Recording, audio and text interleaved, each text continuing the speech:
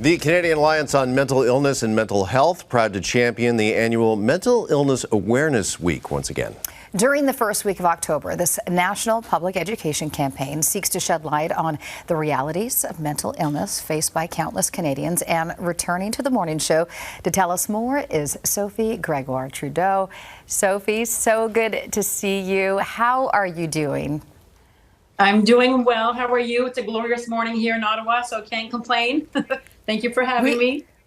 We are doing well. So good to have you back on the show. Same. This is really such an important topic, and thank you. You guys always shed light on mental health because it's not a cause, right?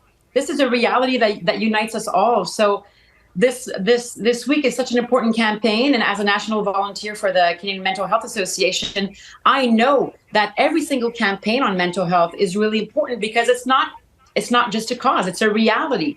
And it's also based on facts. And unfortunately, the facts are that, millions of Canadians from coast to coast to coast are suffering. They are struggling from different kind of mental health issues. And it's not always easy for them to talk about it and to find accessible services in a timely manner. The good news is that I think people are taking mental health more and more seriously when it comes to individuals like us, families, corporations, and governments. So, we have a long way ahead, but it's a first couple of good steps here. Yeah, and one of those steps is this campaign. Can you tell us a little bit more, Sophie, about the campaign and its objective? Yes, well, it's really about, making sure that people understand that we are all touched by mental health. It's not because you don't have a mental illness that you're not concerned with mental health. Mental health is the fabric of our lives. And right here in Canada, it's still difficult for people to not only talk about it, but seek professional help, and also, find good quality services in a timely manner. And it's not by lack of goodwill, because there are so many health professionals, governments, and corporations working hard at this. But we are facing a crisis because it's touching millions of Canadians. So we have to take this very, very seriously. Sophie, what are the current statistics on Canadians who suffer from mental illness? Yeah, I've been talking about mental health for 20 years now because I suffered from eating disorders and anxiety as a young person, and it took me a while to heal. So I know what it's like to suffer in isolation. And right now they say that approximately 1 out of 5 Canadians, but these are just the diagnosed reported cases. So that's about 8 million Canadians. It's millions of Canadians, but they are many more, and we have to remember that we can't get out of a crisis without, facing the facts, and those are the facts. And the more we look at the research, the more we see the root of, all of the anxiety and the depression and the different mental health issues across this country. So science is on our side here, and we have to listen deeply. All right, let's talk a bit, if we could, Sophie, about emotional literacy, which is something you are passionate about. How does this play to the mental health and well-being of each of us? Well, emotional literacy for me is really at the root of so many problems that we face as individuals and as a society. I'm a parent. I know there are parents in your own studio and listening right now. And we teach our kids how to pinpoint countries on a map. We teach them math. We teach them languages. But do we teach them at an early age the root of their emotions, to understand their emotions, to be able to regulate their emotions? Even us as adults in our relationships, we see the effects of not always understanding our own emotions. So, when we think about the fact that about, 70% of really important mental health issues start in childhood. Well, if we prevent with more emotional literacy and also learning as individuals and as young people to sit with our pain without feeling overwhelmed, imagine how your life today would change if you knew how to sit with negative emotions without feeling overwhelmed. So this is really at the root of so much well-being of our society, emotional literacy. And by the way, I wrote a book about it called Closer Together, coming out this spring, but we'll talk about that another time.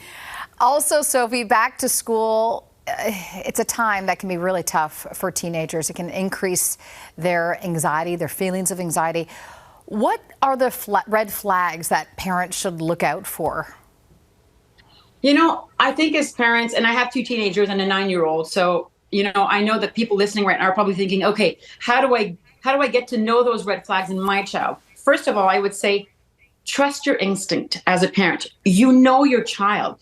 And sometimes people think, oh, it's just a phase, it's going to pass. No, I would suggest to seek help, talk to friends around you, see if, they feel the same things about your own child or your own children.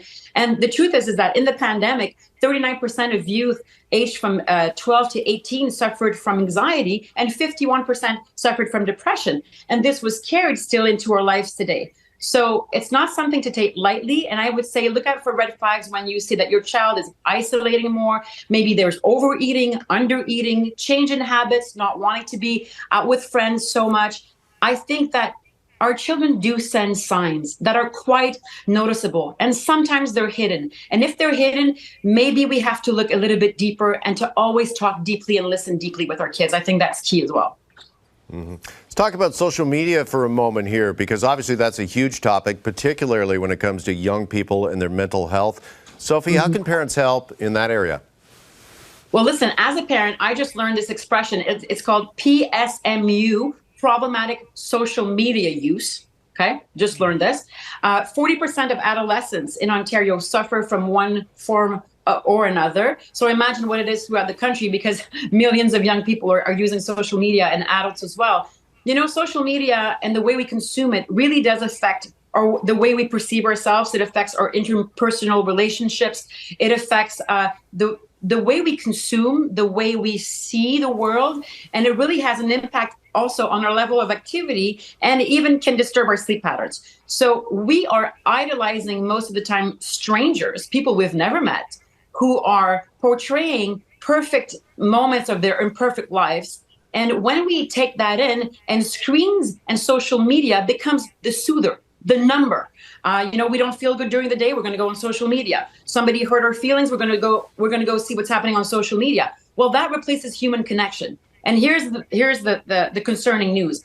Connection and lack of connection is what is at the root of so many mental health issues. And to connect between us as human beings is an amazing healing tool. So connection is so important, and no device will ever replace that. So we have to really keep this in mind. And I think also as parents, we have to set rules.